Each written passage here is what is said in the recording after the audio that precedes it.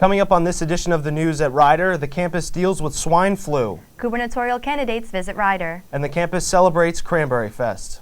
Stay tuned for all this and more on the news at Ryder.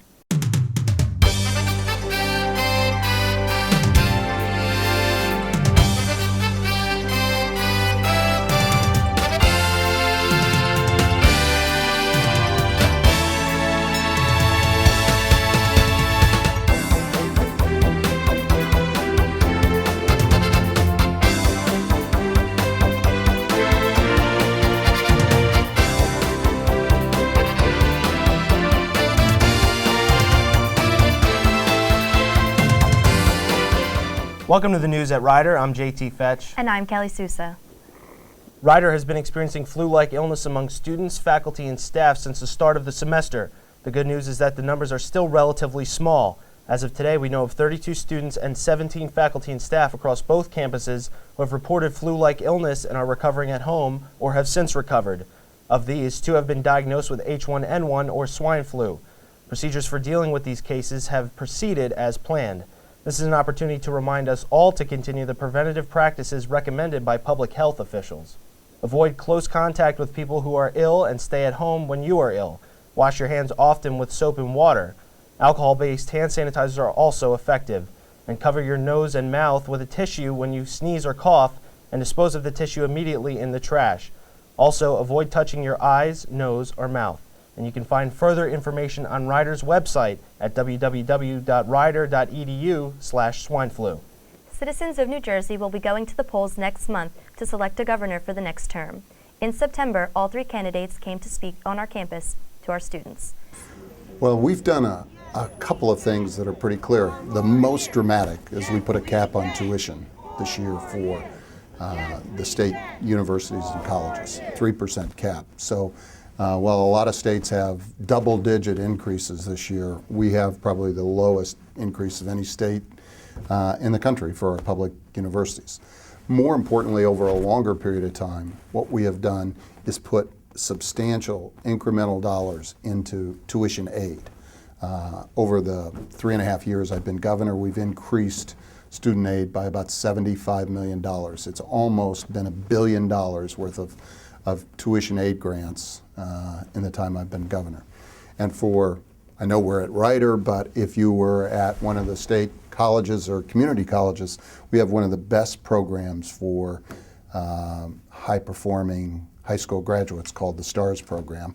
And if you do well at the community college and then transfer to a 4-year college, you get that advantage continuing through the 4 years. So we've done a lot to try to hold down the cost. It's tough in an environment where healthcare costs are going up 7.5% a year, but the cap, 3% cap, I think will have meaningful impact. And the last thing we're doing is we've put together a program that I think will help our universities use public-private partnerships to build dormitories and laboratories and some of the classrooms. They're built by the private sector and then leased to the university. And I think that will pull some of the fee structure problems that we've seen at some of the schools around the state. We need to make sure that we're investing in our colleges, that we're investing in our educational process so you have the skills or have opportunity to have the skills for the 21st century. And I believe that that's the foundation for long-term success. We're not always going to be in a recession. I mean, you can go check out any economic textbook and, we have cycles and I believe that economic ship is turning. If you're taking money away from public schools, that's going to alienate them to some degree. But the bottom line in my mind is that if there's failing schools, we've got to focus on what's the best thing to do for the kids, not for the adults that are in the schools. And when I said about 50 to 70% dropout rate, I mean in certain mostly urban schools where that occurs. And it's there that we need to provide those alternatives for kids, because it's not good to have a failing school system year after year after year, giving kids diplomas or having them drop out, giving kids diplomas that they don't earn or having them drop out. That doesn't solve the problem. We've got to focus on getting every kid educated. We are one of only 4 states in the last 4 years that has decreased in real dollars the spending on higher education in New Jersey, one of only 4 in America. This has led to 30,000 students this fall leaving the state of New Jersey to seek higher education elsewhere.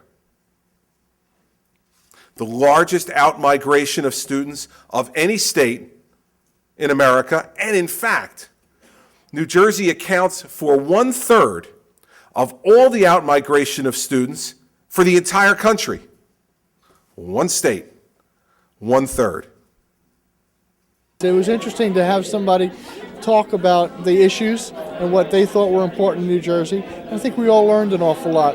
As you know by the general media, the ads are pretty much attack ads that we're seeing, so it was good to have a discussion of the issues in an intellectual setting at like a university. For more information on this year's election and registering to vote, visit www.state.nj.us/state/elections.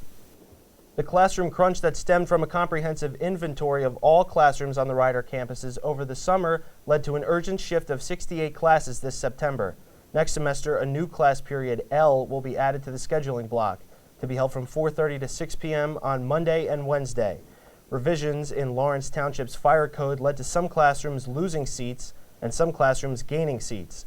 Of the 71 rooms that had changes to their student occupancies, 28 of those classrooms added additional seats and 43 had seats removed. 68 sections had to be moved so that classes with enrollments exceeding the new fire code limits could go to larger rooms. And despite the reallocation of 68 sections, many students still feel that they are in overcrowded classes. The changes that were made for this semester and those that will be implemented over the course of this year are not final solutions. And we will continue to update you on this story as the semester continues. Elections for the freshman class were held Tuesday, September 29th. Here is a recap of the election.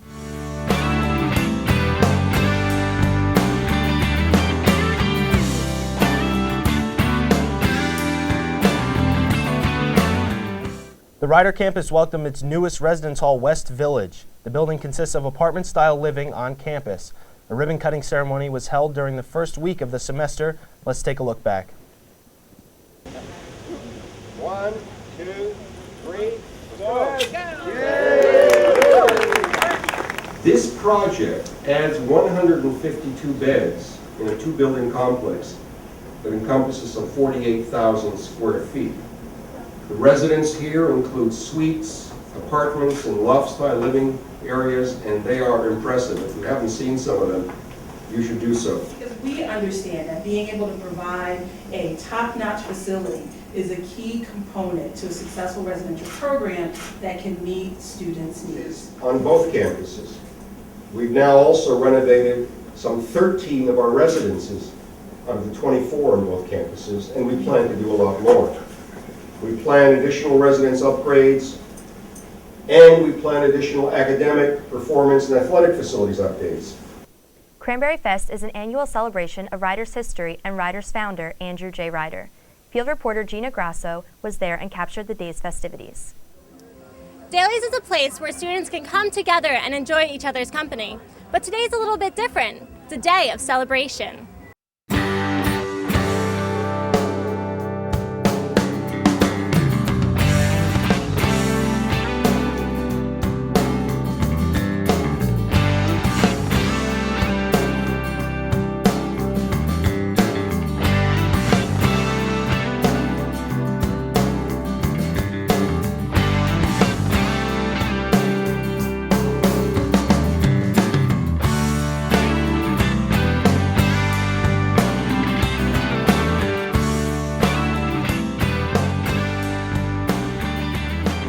It's a good time. I mean, especially with the freshmen coming in now, it's a great time to have everybody come to dailies. We have a nice band here, and it's a great time to have the whole student atmosphere come out and support. Yeah, I am actually. I didn't know this was going on. I just walked in, and it's a lot of excitement. Probably the music. The music's really good. The music's awesome. Definitely the food. What type of food? It's just awesome. I love it. Every single day, like they change it up. Yeah, which is good. Cranberry Fest is basically the welcome back ceremony of the school year. But what its tradition is celebrating is basically Andrew J. Ryder, who was the Cranberry King of New Jersey, was a cranberry bog farmer in Hamilton, New Jersey, who presented the Queen of England a cranberry. She loved it so much and dubbed him the Cranberry King of New Jersey. Well, I think it's just because of that. It's a tradition. Cranberry Fest, I think, exemplifies who we are as an institution. It honors our founder, which I think a lot of folks don't know who he is. And so it gives an opportunity for us to learn about him, learn about our history, learn about our tradition. But probably most importantly, it brings us together as a community once a year at least.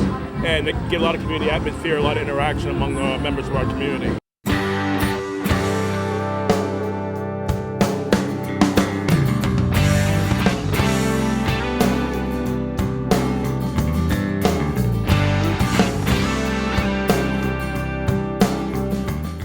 For Channel 100, this has been Gina Grasso. What an exciting event with great food, great people, and great fun. For latest news on campus events, visit rider.edu. Well, it's all the time we have for today. I'm JT Fetch. And I'm Kelly Sousa. Please join us next week for an all-new edition of the News at Rider. Have a great day.